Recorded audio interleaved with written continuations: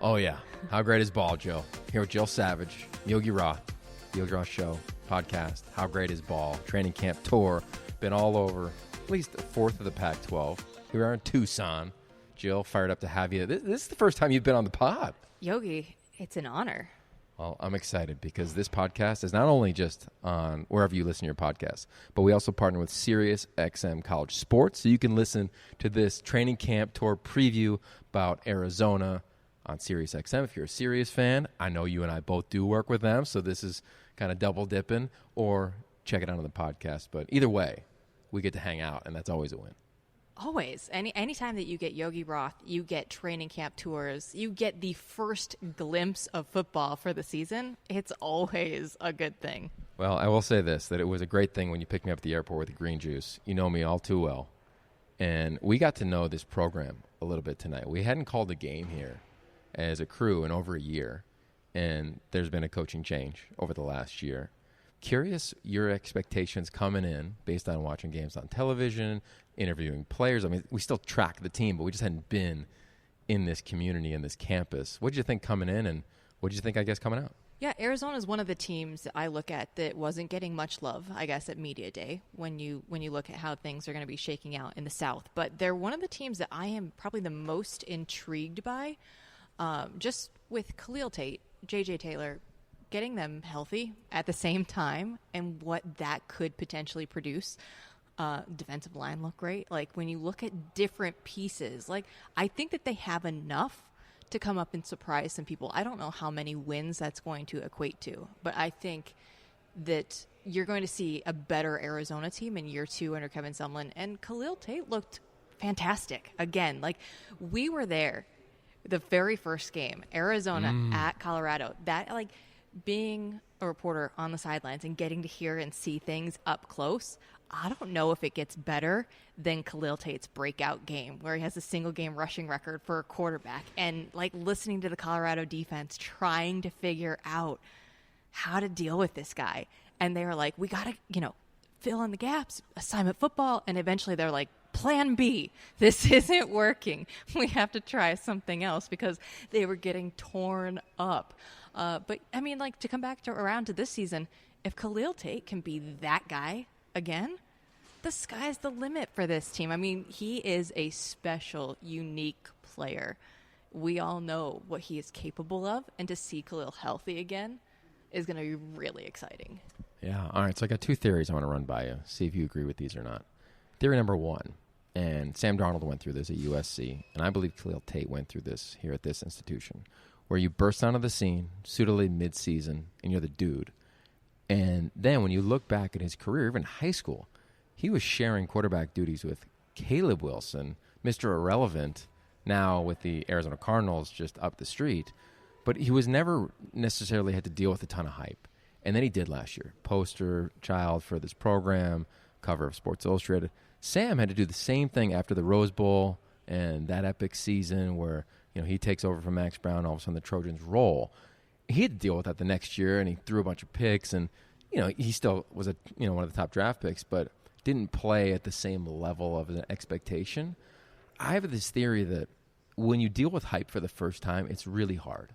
And I'm curious, because you're down on the sideline, and for those that have never had the privilege of having a job like that, you get to see nonverbals. You get to watch guys like literally nuance their body language in real time. So, yeah, I'll stop there. Yeah, I mean, I definitely get to see who the coaches like that day and who they don't on certain days. But when it comes to the hype and being able to deal with it, Khalil Tate, he just burst onto the scene. He never had to go through an off season where he was the guy. He never had a regular off season where he was just learning how to be a leader, get guys to follow him, do all of the regular things that a starting quarterback gets to do. He had to go in and have Heisman Trophy, cover of Sports Illustrated, all of these extra pressures around him. And when you're a teenager, because that's what he was, and I think he's going to turn 21 this year, which is crazy, in October. Yeah. He's so young. Like, think of what we were doing when we were that young. I know you were a wide receiver out there with Larry Fitzgerald, but we didn't all have that privilege, that luxury. I mean, that's a lot of weight. That's a lot of pressure. And to have a new head coach, a new offensive system, you're trying to learn and you're trying to lead these guys, but you're still trying to figure it out yourself. And that's a very difficult position to be in. Now you're healthy again. You know the system. That's what people around here are saying. He's got it down. Mentally, we're there. So that's what excites me about this and about Khalil, because I think he's heard it all. We all know it. But what's he going to do with that this season, and how is he going to harness that energy? Yeah, I think it's a great point. Here we are in their indoor facility. You kind of hear the rumblings of camp, some players, some coaches walking through. There's the time of year where you just know that you're building something. My second theory, and I co-sign on everything you said, is that I think certain players, they can kind of become like basketball players where they just take over games. You know, like you didn't run the offense, you just took it to the rack. I think that's glimpses of what we saw a couple years ago, glimpses of what we saw tonight at practice. And I just think that he's got a real healthy approach to the game. And I think that every big-time quarterback I've been around has to kind of go through something to get back to the other end. And I just think he's got that thing that you said that he's just going to drive D coordinators crazy. He is. I'm going to be hopefully able to see that on the sidelines. But yeah, Khalil Tate, when you look at him, he's like LeBron. Like, he's going to go ISO on you. He's going to say, oh, the rest of the play is breaking down. I got this. Don't worry. And like you said, we saw a little bit of that again tonight, which is it's just the most exciting part about it, that he has the ability when plays break down to be that extra dynamic guy that few people have the ability to be. And that's really the thing that is going to drive the defensive coordinators around the conference crazy, because they're going to have played things well, and you're still not going to be able to contain him. And that's what's going to keep people up at night, is when he goes all ISO on everybody. I love that. Okay, so I'm going to ask you to play like sideline professional role, you know, real time, without giving away XO secrets. But from being at practice tonight, what were some of the things that you picked up on that you would, you know, hit your callback button to the truck and be like, hey, I got something for you tonight, whether it was seeing you guys, watching guys compete, watching them communicate, watching them come together post-practice, but you're always so observant. I'd be a fool if I didn't tap into some of that expertise. Yeah, I mean, it's just some of the new coaches that I hadn't seen before and how they're working with different positions. I would watch for that on the sidelines. I watch for the different players. I love like the interaction that we got to see at the end of practice where guys were trying to say, no, I got the best of you. No, you didn't. You had no chance on me. I got the best of you there. Just the different interactions there. There were unfortunately a couple of injuries. We're not going to mention any of that. That looked very minor, by the way. Don't get twisted.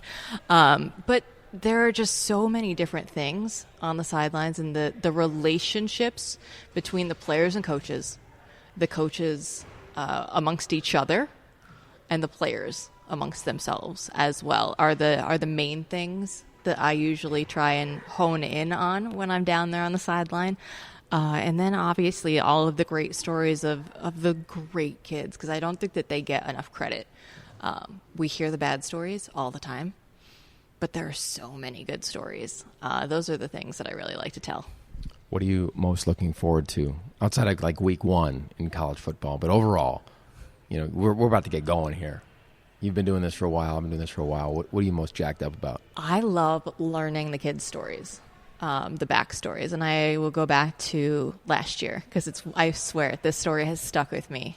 And it's one of my favorite kids, and his name's Alameen Murphy at Stanford. And he was a 2-year captain of the team. And come to find out, like, he's one of David Shaw's favorite kids. Everybody's like, oh, yeah, you talk to David? His face will light up because he loves this kid. And I love him because when you hear his story, you love him even more, right? The players on the team call him Jesus because he's just a great guy. Like, they legit go with his birthday is December 25th. It's not. It's earlier than that, but that's what they say. So he's a kid out of Maryland, in a bad area, and I was able to talk to him. And he said, you know, where I come from, kids don't go to college. They don't get a D1 scholarship, and that's definitely not to Stanford.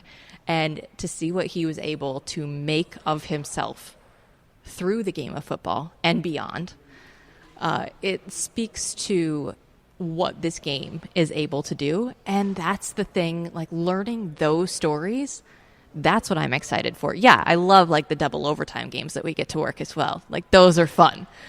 But you don't know when that's going to happen, right? Like you could have a great game, you could have a terrible game. We can't control that. But the kids in learning and building the relationship with the coaches and the kids, that's what I'm excited for. That's why I keep doing this. I love it. We're lucky that you keep doing it. All right, Jill, before I let you go, I know you're a fan of coffee, but have you ever had Kona Red coffee? I want to. Yeah, we're going to get you some of that Let's sent make to that your happen. house. It's going to happen because it is big time, and I'm so pumped because it is a partner of this podcast. I love being a partner with Kona Red. If you don't know about them, just go to KonaRed.com. You can do it right now on your phone while you're listening because they source some of the rarest, Jill, most sought-after coffee on planet Earth, and it comes from the volcanic mountains of Arizona's first opponent, Hawaii. That's right, Hawaii. So I'm going to get some sent to you. They got premium coffee beans. They got cold brewed coffee. They even have a juice. It's called the Hawaiian Cascara juice. I didn't even know that existed. Did you know that? No. Yeah, you can make juice from the coffee beans. I've been to the factory. It's big time.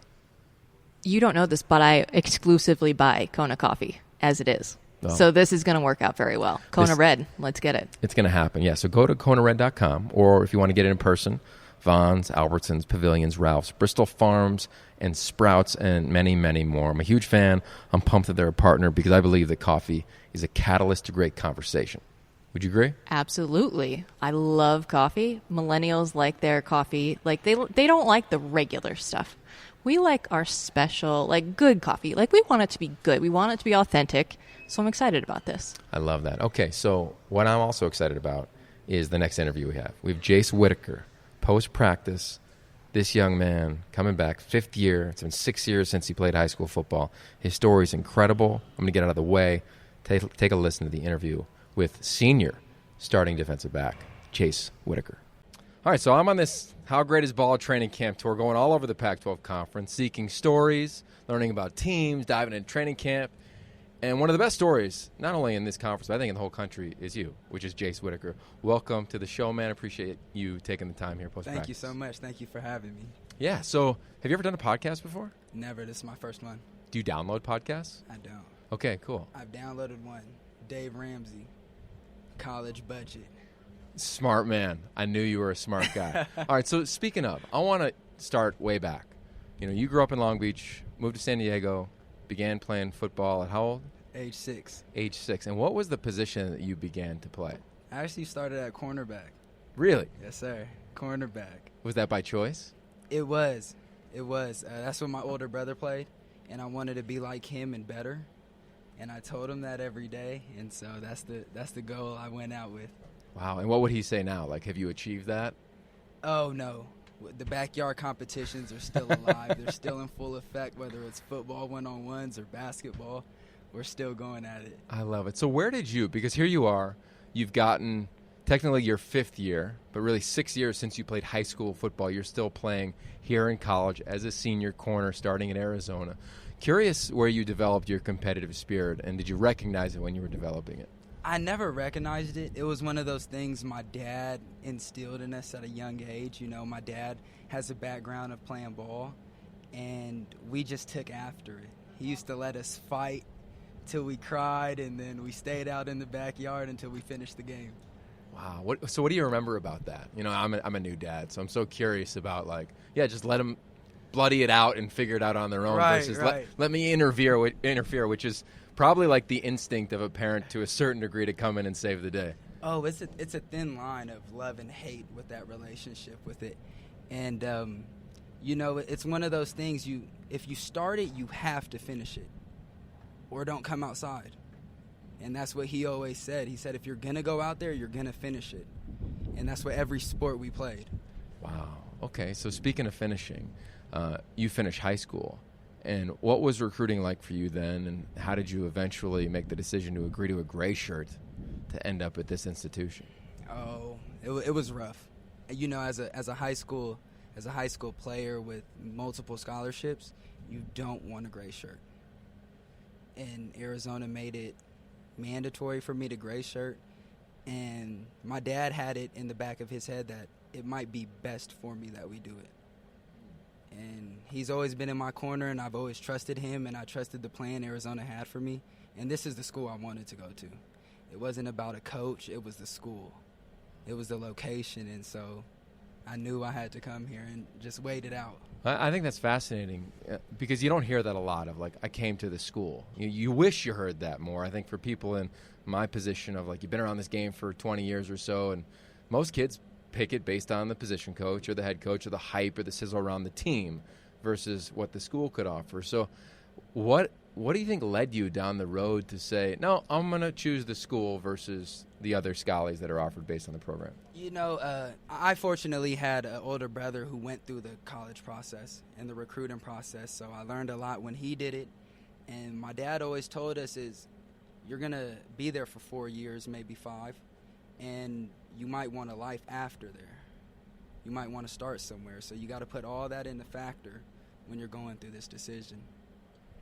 So, to greyshirt, we hear that phrase a lot in college football, and those listening are familiar with red shirt when you sit your freshman year. But greyshirt, you don't even come to school. Like, I don't know who decided, by the way, that it had to be gray. Like, it's like muddied waters. Right, it should be brown. Yeah, there we go. Because it's terrible. When you learned of what a greyshirt was, and then it was part of the plan, like, you still have to live in the reality. Like, what were you doing? Like, did you go to high school games? Like, were you hanging out with your buddies that you grew up with?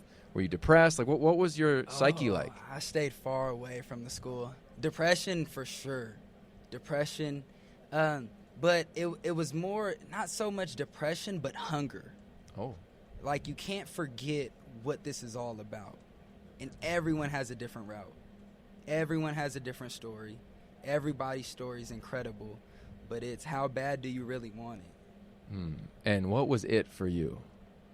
Oh, I wanted it. Oh, man, seeing these guys go to the Fiesta Bowl, the team I was supposed to be a part of, oh, I wanted to take them to another one after that. And I just wanted to be a part of that. It was great what was going on. Wow. So as they're balling that year, and that was a special year at this institution, you know, Pac-12 Networks, we were all over it, all the games, the bowls. Hail Marys. Yeah, the Hail Mary. I mean, my colleague Jill Savage, she was literally on the call that game. It was an epic night. To watch it happen in real time, take us inside the hunger that was fueled. Like, was that like, okay, you woke up and you were like, all right, 6 a.m., I'm working out. Like, were you going to school? Were you taking college credits? Like, were you just working out and living at home all day? I was literally at home. At home, no agenda of the day. I was probably waking up at 1 o'clock every day, to be honest. What time were you going to bed? I couldn't tell you. It was so long ago, right? It was so long ago. But every game I had to watch, and I had to TiVo it if I didn't watch it, like as if I were playing. Wow. Okay, so then you get here. Like, how hungry were you compared to if you came in as a true freshman versus that unique path, which, as you described, was the gray shirt? I was grateful to be here. More than hungry, I just wanted to embrace it. Like you said, they came off an incredible season. I was ready to learn. I was ready to play my part, play my role, and learn. Because, you know, I sat out from injury, and I wanted to keep learning because I wasn't 100% comfortable with my body yet. Yeah. So I wanted to keep learning, and the older guys took me under their wing, and I got to do just that. I mean, Will Parks was here. We had a safety, Jamar Allah, and, you know, I learned under those guys, and it really helped. Yeah, Philly Willie. We all loved him. No, a guy's a baller. Yeah, he clearly is. So a lot of times I think when student athletes come into college, super stoked, as you were, very hungry to use your language, and then a couple years in, you're like, okay, this is cool, but I'm ready to get it over with. Did you have those emotions? Did you go through that at some point? No, I didn't. Level-headed, that's what my dad always says. Stay level-headed. I call him every night. We talk about how the day went, how practice went, as if he's my second coach away from my coach. Wow. So I call him every night, and, you know, some nights I'm high on the roller coaster, some nights I'm low, and he just tells me level-headed. That's it, level-headed. Pray and be level-headed. So rewind the clock to camp a year ago. Yes. What was that experience like for you? And, you know, we're coming up on a game for your program, for your team. You're coming up on maybe a memory of your first game from a year ago, which was a little different. So if you rewound revisionist history, this moment a year ago, what was your mindset like? I was ready to go, eager, but that wasn't a part of the plan. Unfortunately, I had to redshirt. Like I said, it was a bummer. Yeah. Was it a brown shirt? Brown shirt. You would call it your second brown shirt? There you go. Yeah. Second one. So what'd you do last year? Because now you're older, right? You're not I assume you're not sleeping until 1 in the afternoon anymore. You're not living at home anymore.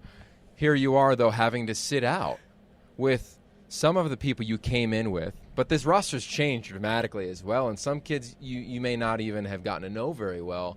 And here you are, the elder. Like, did you feel awkward at all as you weren't playing and a little removed from the day-to-day? Absolutely, because when you're not playing, you're not out here practicing with the guys. You're not building that bond anymore. You feel distant from the team. And that's what I was. And like I said, I talked to my dad, and we had to go back on how bad and how much did you miss it? How bad did you want to be a part of those guys? You still wear the A on your shirt, even though you're in the weight room and they're practicing. You're still part of the team. So dinner time, I'm eating with them. I'm excited to see them. They're beat up from practice, but I'm like, talk to me. Talk to me. That little brother role all over again. But, yeah, that was that. What do you want to do when you're done? I want to play football. Yeah. I wanted to continue to play football. Yeah.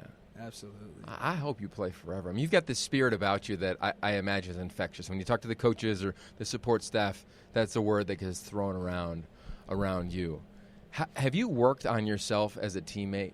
Because if, like, any coach in the country came out here and described teammate, I feel like you would be a picture of what they were looking for. Thank you. But like I said, I mean, I've had a brother that went through it. I had a dad that went through it. So really, I'm a sponge. I can't take too much credit because I soak everything up I see, and I use the best of what they use. And that's what you can do as a father. Like you said, you are. Congrats about that. And you're going to give the best of what you did to your kid. And your kid's great. He's going to be lucky, and that's what I got to do. So I come out here every day, and I try to be positive. Yeah. Try to be positive because no matter what, there's negative things going on. Yeah. So why be a negative factor? Here we are, right on the floor of this amazing stadium, Arizona Stadium in Tucson. It's beautiful. It really, I don't think there's anything prettier other than my wife than a stadium that's empty at night. Like, my colleagues will tell you, like, when I call games, I'll walk around the stadium in the middle of the night on a Friday night just to kind of feel it. Get the feel for it. As you get older, you just get more nostalgic. You cry more. You just get more invested in a game when you can't play it anymore. But I ask you, you're entering and embarking your final year playing here. You'll have a select number, not only home games, but practices. This is the last, practice 7 of training camp you're ever going to have wearing the A, as you referenced. How amped are you to get out there and play in a game? Because it's been a while for you in the stadium. It has, and I'm amped, to say the least. I am amped. I can't even put it into words. And I'm soaking it all up. Like I said, I'm a sponge, so I'm just soaking it all up. I'm enjoying everything that's going on, and I'm not taking it for granted, that's for sure. New coach a year ago, Kevin Sumlin. Yes. What's his impact been on you, and what have you recognized as his impact on this team and this program? Oh, he's a great leader. And his record speak for itself. And he's came in with the energy to win, and I could ask for nothing less. He holds us to a high standard, and we challenge him to raise it every day, and we attack it every day. I think this team gets a ton of attention for obvious reasons, which is number 14, Khalil Tate. Man. You've been around him now for a while. Did you see him tonight? Oh, yeah. It was a closed practice, but just to leak a little info, he was just special. He was like reminiscent of 2 years ago. Oh, man. That's 14. What do you see when you not watch him compete, but watch him prepare to play on the stage, which is Power 5 football? He's not about himself. We know who he is. he doesn't walk around like that. He has that about him, but he's challenging the next person. And I'm challenging him back, because that's what we've got to do around here.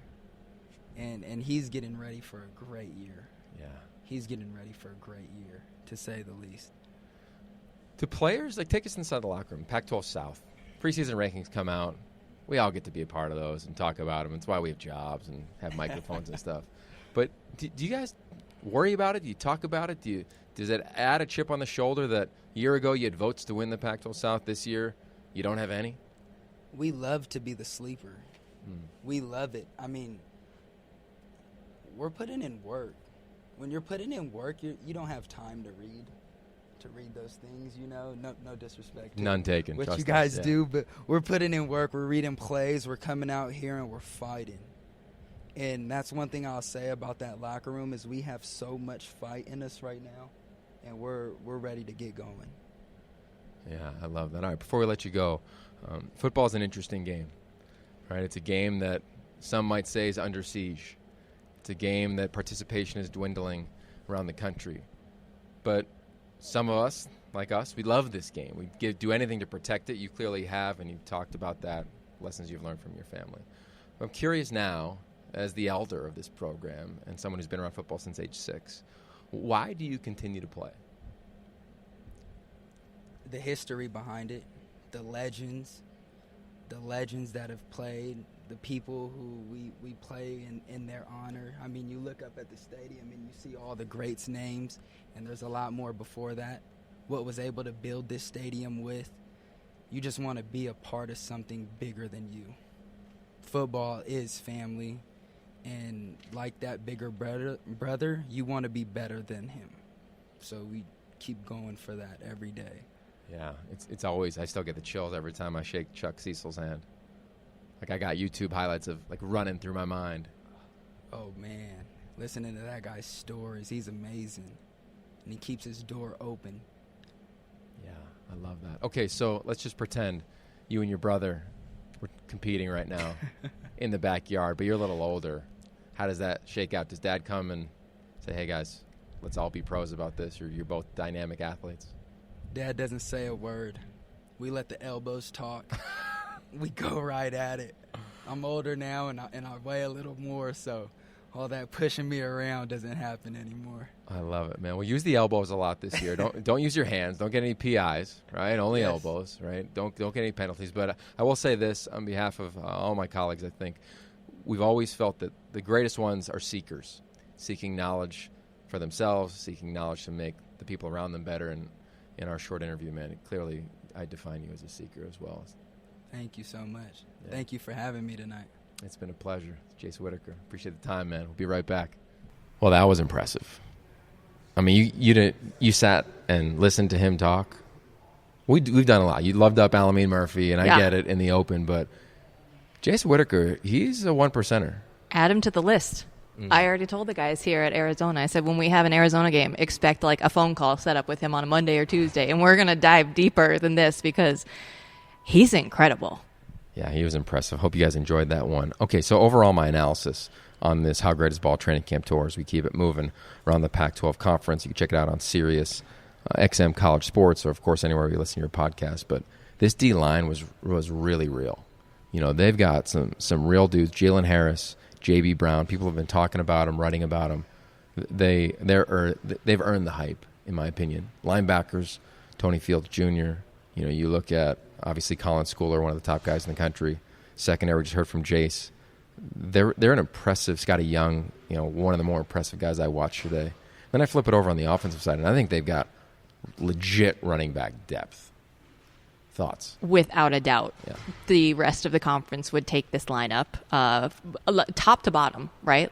The depth that they have at that position is incredibly impressive. And the guys that are 2 and 3 on the roster could be starting at other Pac-12 schools. Yeah, they've done a nice job. The foundation, I think, is nice. It's going to be fun to watch them continue to develop this offensive line. They got some talented young wide receivers, got to replace a ton of productivity, and they get going. I can't wait. It's a week 0 game over on the island against Coach Rolovich. We love him and the run and shoot, and even the Dick Tomey element in terms of his influence on both of these programs and the coaches involved. So A lot to talk about. I wish the game was tomorrow.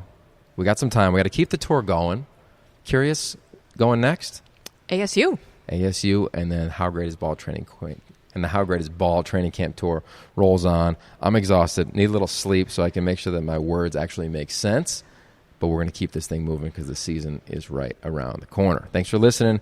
Make sure you check it out at yogiroth.com where you listen to your podcast. If you want more information on college football, subscribe to the How Great is Ball newsletter. You can get that every week and give you different insights around the country, big-time college football, around the Pac-12 conference, and much more. Looking forward to giving you guys some of that all season long. All right, so for my partner, Jill Savage, I'm Yogi Roth. Jill, you know the phrase.